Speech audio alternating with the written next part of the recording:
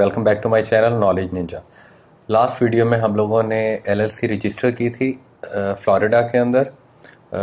मैं उम्मीद करता हूँ आप लोगों ने भी अगर की है तो आप लोगों की रजिस्टर हो गई होगी LLC. It usually takes around 1 week से 2 to 10 days, हफ्ते से 10 दिन लग जाते हैं एलएलसी आर्टिकल ऑफ ऑर्गेनाइजेशन हमें जब तक वो मेल करते हैं इतना टाइम हमें वेट करना पड़ता है।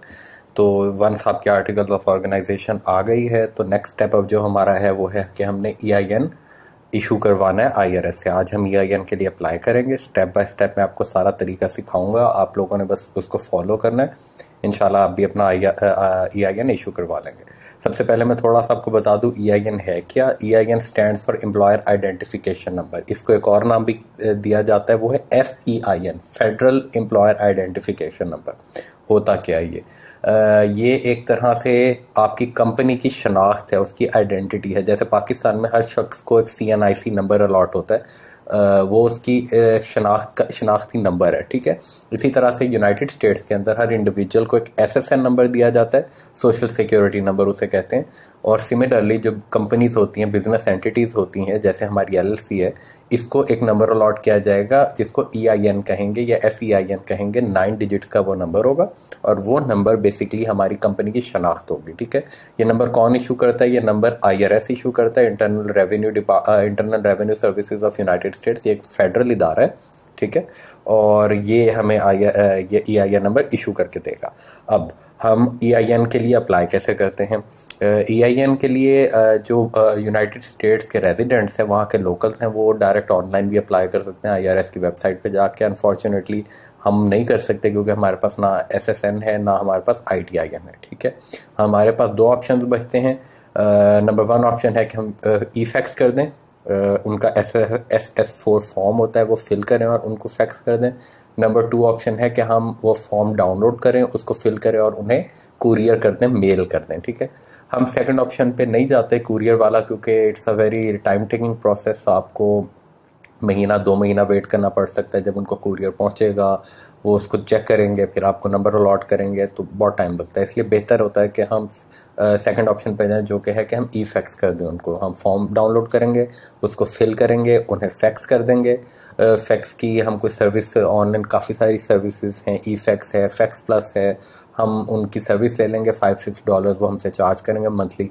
तो हम IRS को फैक्स कर देंगे वो फॉर्म, और IRS इंशाल्लाह हमें 7 to 10 days के अंदर हमारा EIN नंबर इशू कर देगा। चलें हम इस चीज़ को शुरू करते हैं, आज बिस्मिल्लाह करते हैं। सबसे पहले तो हमने SS4 फॉर्म डाउनलोड करना है। मैं अपने ब्राउज़र में जाऊंगा, आप यहाँ पे सर्च करें, गूगल में चले जाएं। चलें गूगल में जाके आपने लिखना है SS4 फॉर्म, ठीक है। ये नंबर 1 जो लिंक है इसके अंदर आप नोट बस देख लें, IRS का लिंक है। ये मैंने IRS दिखा रहा हूँ आपको। सेकेंडली PDF फॉर्म में है, हम इस पर क्लिक कर देंगे, ये फॉर्म आ गया, ठीक है। इसको मैं डाउनलोड कर लेता हूँ। ये मेरा फॉर्म डाउनलोड हो गया। इधर से मैं इसको फ़िलहाल बंद कर देता हूँ। डाउनलोड करके मैं इसको बाहर ही रख देता हूँ, ठीक है। चलें जी, हम इस फॉर्म को फिल करना शुरू करते हैं। एक सेकेंड, मुझे इसको ज़रा सेट करने दें, ठीक है। और साथ ही मैंने डाटा भी एक नोट्स में लिखा हुआ था, वो भी मैं साथ ओपन कर लेता हूँ। ऑलराइट, ठीक हो गया। अच्छा जी, सबसे पहला पॉइंट वो हमसे पूछ रहा है कि आपकी लीगल नेम ऑफ एंटिटी, यानी जो आपका बिजनेस है जिसके लिए आप EIN इशू करवाना चाह रहे हैं, उसका नाम क्या है। हम एज्यूम कर लेते हैं, मैं यहाँ अपना सारा डाटा दूंगा, आपने अपना डाटा देना है, ठीक है। ये वाला कॉपी ना करना शुरू कर दिएगा। ऑलराइट, मैंने अपनी कंपनी का नाम जो रजिस्टर करवाई है LLC, उसका नाम है knowledge Ninja, KNOWLEDGENINJA LLC। Alright, ये आ गया नाम। उसके बाद पॉइंट 2 को हम छोड़ देंगे, पॉइंट 3 को भी हम छोड़ देंगे। पॉइंट 4 पे वो कह रहे हैं मेलिंग एड्रेस दे दें complete, room number, apartment number, suit number, street number, सारी डिटेल, ठीक है।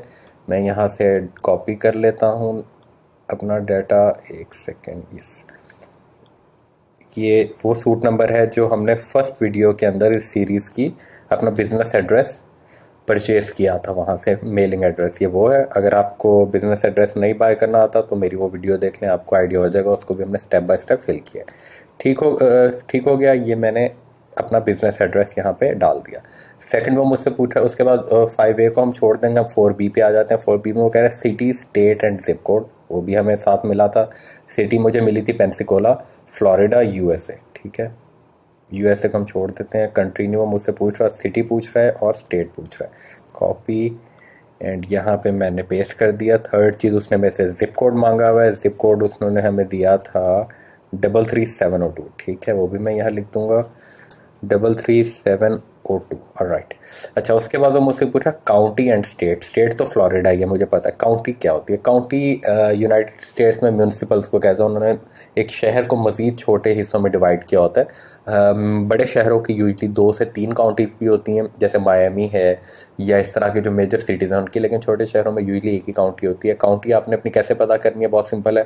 फॉर एग्जांपल मेरी ये पेंसिकोला है, ठीक है, मैं इसको कॉपी कर लेता हूँ। पेंसिकोला को मैं गूगल पे जाऊँगा, कमांड सी गूगल, और मैं यहाँ पे सर्च कर लूँगा काउंटीज़ ऑफ, कमांड भी पेंसिकोला। ठीक है, ये इसने मुझे बता दिया कि पेंसिकोला के अंदर जो काउंटी है उसका नाम है एस्केम्बिया काउंटी। ऑलराइट, इसको मैंने कॉपी कर लिया और वापस इस फॉर्म में जाके मैंने उस काउंटी का नाम लिख दिया। आपने भी जहाँ का भी, जिस भी शहर का आपको एड्रेस मिला होगा, आपने बस गूगल पे सर्च कर लेना है कि उसकी काउंटी का नाम क्या है, तो जो भी उसकी काउंटी आपने वो यहाँ कॉपी कर देंगे। ठीक है, काउंटी आ गई। साथ उसने मुझसे पूछा स्टेट। स्टेट हमारी फ्लोरिडा ही थी, फ्लोरिडा। ठीक है, ये अब आप किसी, आप टैक्सेस के लिए कर रहे हैं तो आप टैक्सेस की यहाँ जो आपके पास एड्रेस है, डिटेल्स हैं, वो डाल देंगे। जिस भी स्टेट के लिए कर रहे हैं, EIN अप्लाई करने का तरीका सेम ही रहेगा। ठीक है, आपने SSS सोर्स फॉर्म डाउनलोड करना है और इसी तरह से उसको फिल कर देना है। That's it. ठीक हो गया, ये हो गया। फ्लोरिडा, फ्लोरिडा मैं स्मॉल ही कर देता हूँ। ऑलराइट। अच्छा, अब वो 7A में मुझसे पूछा name of responsible party. Responsible party का मतलब है ये जो LLC हमने रजिस्टर करवाई है, इसका ऑनर कौन है या इसका हेड कौन है, इसका मालिक कौन है, कुछ भी आप कह दें। अगर आप अपनी LLC के लिए EIN इशू करवा रहे हैं तो, और आपने अपने ही नाम पे LLC बनवाई है, तो आप अपना नाम लिखेंगे। अगर आप किसी क्लाइंट के लिए कर रहे हैं तो आप उसकी डिटेल यहाँ लिख देंगे। मैं यहाँ अपना नाम लिख देता हूँ। ठीक है, MUHAMMAD। अच्छा, एक और चीज़ आपने जहन में रखनी है कि ये ना हो कि आप अब यहाँ पे कोई एडिटिंग या गलतियाँ निकाल रहे हैं। फॉर एग्जांपल जो आपने बिजनेस एंटिटी नेम है, अब आपके जहन में आ रहा हो कि मैं कुछ इसमें चेंजेस कर देता हूँ, अब नहीं आप कर सकते। जब आपने बिजनेस एड्रेस बाय कर लिया उसी नाम पे और अपना नाम भी वहाँ दे दिया है, उसके बाद आपने जब अपनी LLC रजिस्टर करवाई है, वहाँ आपने एड्रेस भी पुट कर दिया, आपने अपना नेम भी पुट कर दिया, आपने अपनी LLC का नेम भी पुट कर दिया। अब चेंज का ऑप्शन नहीं है आपके पास। अब आपने उसी डाटा को लेके एंड तक चलना है, बस वही डाटा चलेगा। अब इसमें चेंजेस आप करेंगे तो आप फंस जाएंगे। ठीक है। अच्छा, ये आता है 7B। ये बहुत इंपॉर्टेंट जगह है, यहाँ पे अक्सर लोग फंस जाते हैं आके। यहाँ पे वो 3 चीज़ों में से एक चीज़ हमसे मांग रहा है कि आया आप हमें SSN नंबर दे दें, जो मैंने आपको शुरू में बताया, US नेशनल के पास सोशल सिक्योरिटी नंबर होता है, या ITIN नंबर दे दें, वो भी हमारे पास नहीं है, या EIN नंबर दे दें। EIN करें तो हम अप्लाई करें तो हमारे पास ये तीनों चीज़ें नहीं है। ठीक है, तो हम यहाँ पे सिंपली लिख देंगे फॉरेन, FOREIGN। ठीक हो गया। उसके बाद वो 8A में हमसे पूछ रहा है is this application for a limited liability company? Yes it is, हम यस कर देंगे। उसके बाद वो हमसे पूछ रहा है कि अगर आपने पिछली बार इसको यस किया है 8A को, enter the number of LLC members. हम ये जो EIN इशू करवा रहे हैं, हम ये सिंगल मेंबर LLC के लिए इशू करवा रहे हैं, तो ऑब्वियसली हमारा आंसर 1 होगा कि जी कितने मेंबर्स हैं इस LLC के? एक ही मेंबर है। उसके बाद वो 8C में हमसे पूछ रहा है कि अगर 8A यस था ये वाला, तो was the LLC organise in the USA? Yes, LLC हम USA के अंदर ऑर्गेनाइज कर रहे हैं। यस, आपने फ्लोरिडा में बनाई है तो USA के अंदर आता है, आप USA में ऑर्गेनाइज करें। आपने टेक्सास में बनाई है, वायोमिंग में बनाई है, कैलिफोर्निया में बनाई है, आप USA में ऑर्गेनाइज करें तो इधर भी यस होगा। ठीक है। इसके बाद आए थे हम 9A पे। 9A पे वो पूछा है कि टाइप ऑफ एंटिटी बता दें। ठीक है, सोल प्रोप्राइटर है, पार्टनरशिप है, कॉरपोरेशन है, जो भी चीज़ है, तो हम यहाँ लिख देंगे मैं लिखूंगा प्रेफरेबली FORM फॉर्म 5472। ये वो फॉर्म है जो हमने फिल करना है जब हम अपना रिटर्न फाइल करेंगे ईयर के एंड के अंदर। ठीक है, तो इसको लिखने का फ़ायदा ये हो जाएगा कि जो भी रिप्रेजेंटेटिव IRS का हमारा फॉर्म पढ़ रहा होगा उसको समझ आ जाएगी कि इन पे कौन सा टैक्स अप्लाई होगा। तो वो हमें फॉरन इशू कर देगा। ठीक है, आगे आप ये भी लिख दें FOREIGN फॉरेन ओन्ड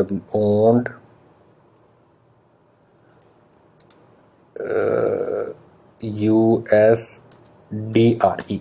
इसका मतलब है foreign owned United states disregarded entity. ठीक है, सिंगल मेंबरशिप LLC जो होती है वो यूजुअली DRE ही होती है, यानी डिसरिगार्डेड एंटिटी ही होती है। ये DRE याद रखिएगा, ये आगे भी हमारे यूज़ होगा जब हम अपनी रीसेलर सर्टिफिकेट बना रहे होंगे।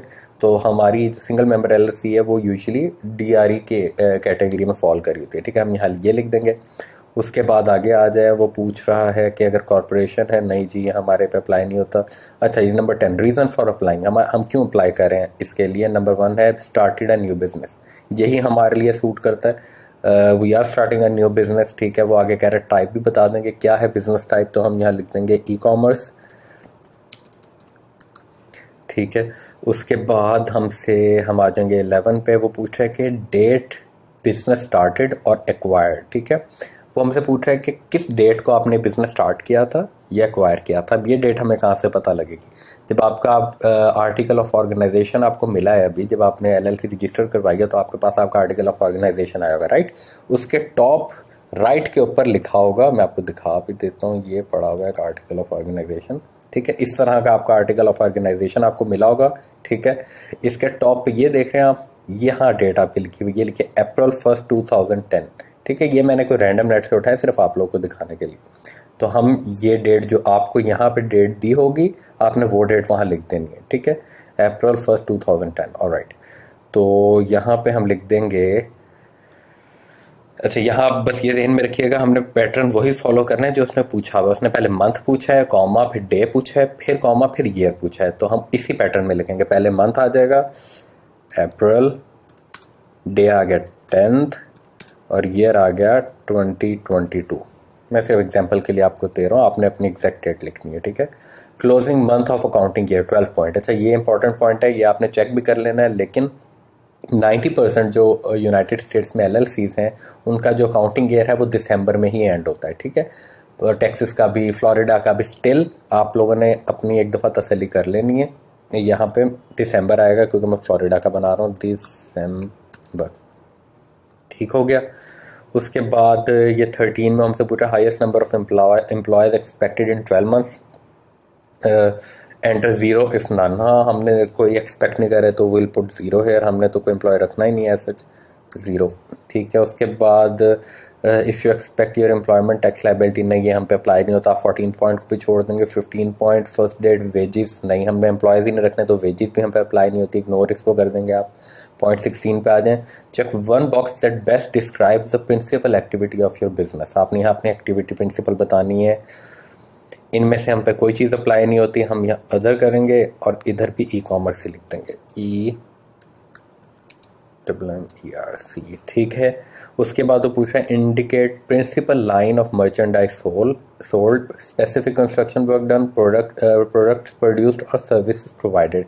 क्या काम क्या करेंगे बेसिकली, तो हम काम करेंगे, यहाँ मैं लिख दूंगा ऑनलाइन सेल्स। ठीक है, हम ऑनलाइन सेल्स करेंगे।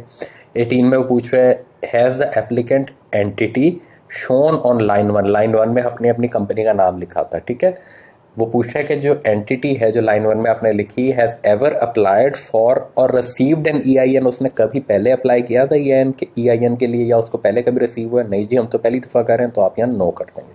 ठीक हो गया।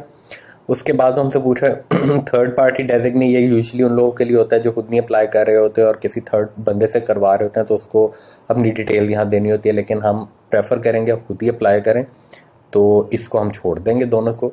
उसके बाद आया था एंड में के नेम एंड टाइटल दे दें अपना। यहाँ पे वंस अगेन आप अपना नेम दे देंगे।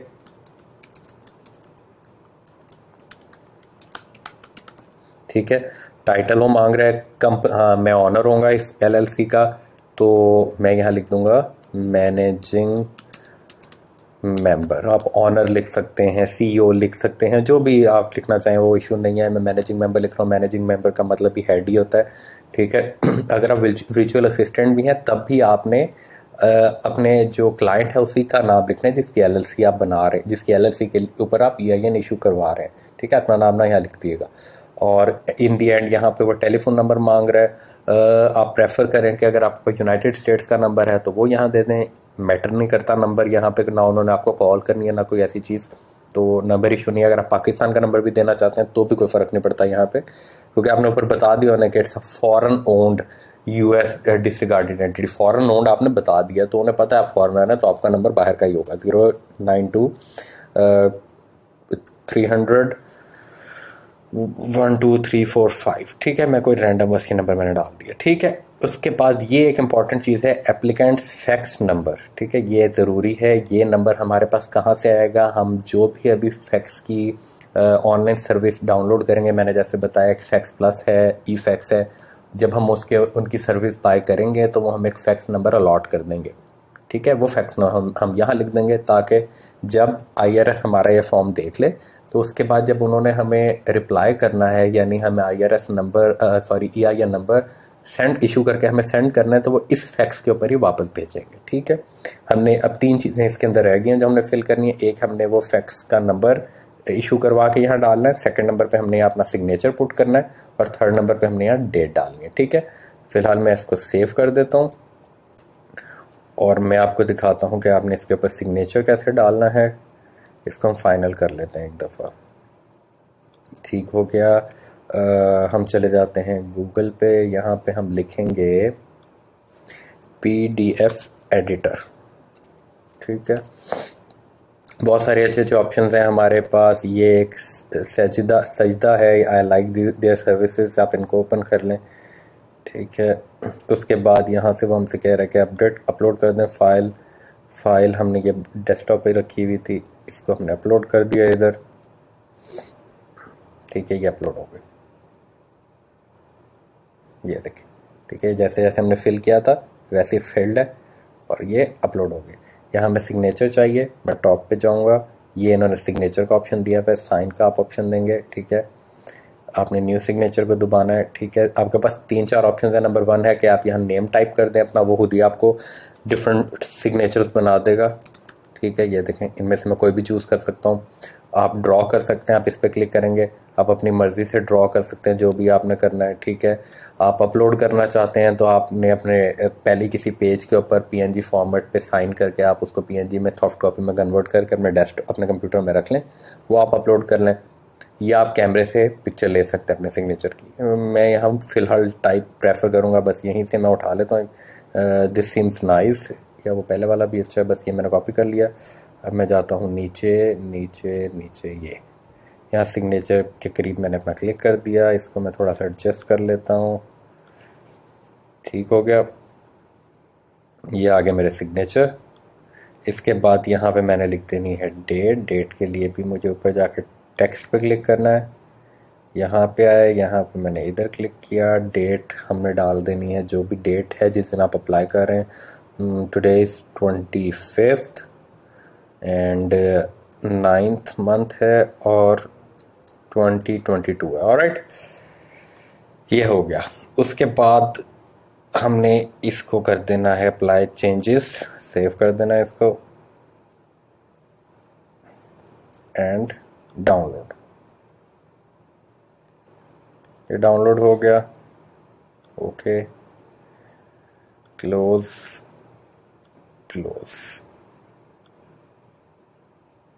इसको मैं उठा के यहाँ रख देता हूँ, रिप्लेस कर देता हूँ। ये ओपन करेंगे इसको भी, इस पर देखेंगे आप सिग्नेचर भी हुए होंगे।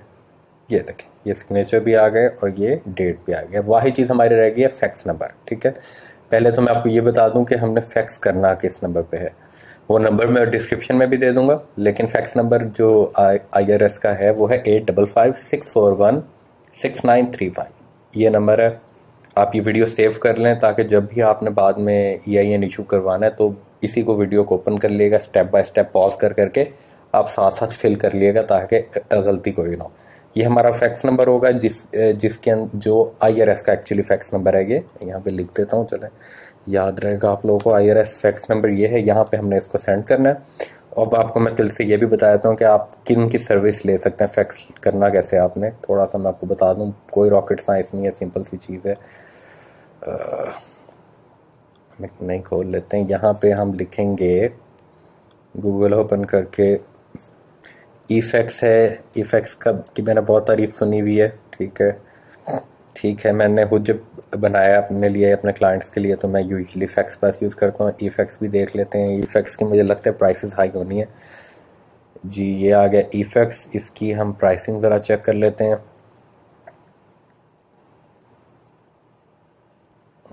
मंथली, यस, ये देखें, अब इनकी $19 है तकरीबन एक महीने की फ़ीस।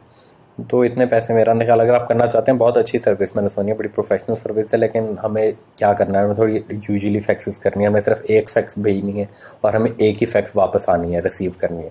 तो बस हमें कोई सस्ता सा पैकेज मिल जाए, हमारा काम बनना चाहिए। एक और है सर्विस, हम वो ट्राई कर लेते हैं, जो मैं भी यूज़ करता रहा हूँ, वो है फैक्स प्लस। फैक्स प्लस, ठीक है, ये $6-7 में आपको मंथली दे देंगे। इनको ओपन कर लें आप, इनकी प्राइसिंग चेक कर लें आप।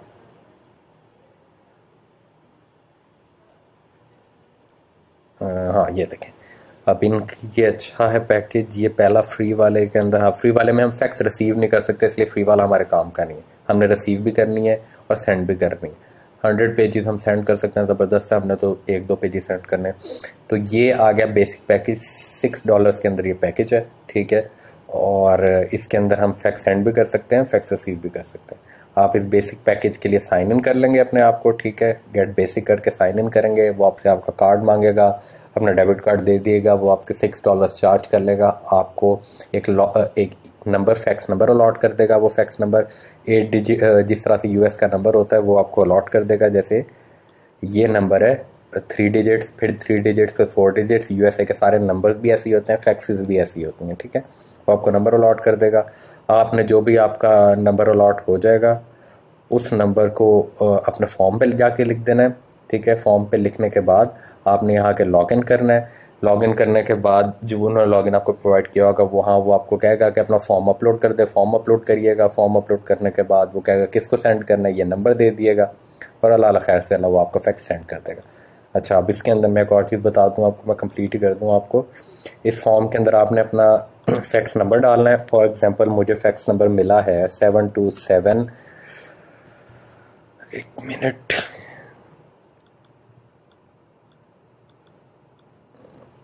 ये मुझे लगता है मुझे वहीं से जाके एडिट करना होगा।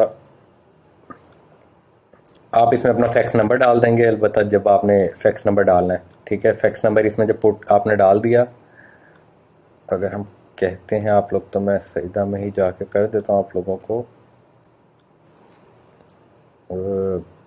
PDF एडिटर, ठीक है, इसमें चले गए आप, अपलोड कर दी, ये फाइल अपलोड हो गई,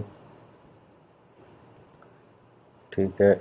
हमने डालना है जी टेक्स्ट। टेक्स्ट हम यहाँ यूँ डाल देंगे। फॉर एग्जांपल नंबर मुझे मिला है 727, उसके बाद 800 1234, ये मुझे फैक्स नंबर अलॉट उन्होंने किया था, मैंने वो नंबर डाल दिया, ठीक हो गया। अब इसका फ़ायदा ये होगा कि जब IRS ने मुझे वो भेजनी है, फैक्स वापस फैक्स करना है मेरा EIN नंबर, तो उनको पास मेरा फैक्स नंबर होगा, ठीक हो गया। इसके बाद ये भी हो गया हमारा, ठीक है। हम इसकी अप्लाई चेंजेस कर देंगे, मोर। अच्छा, इसमें ना एक और चीज़ हमने करनी है।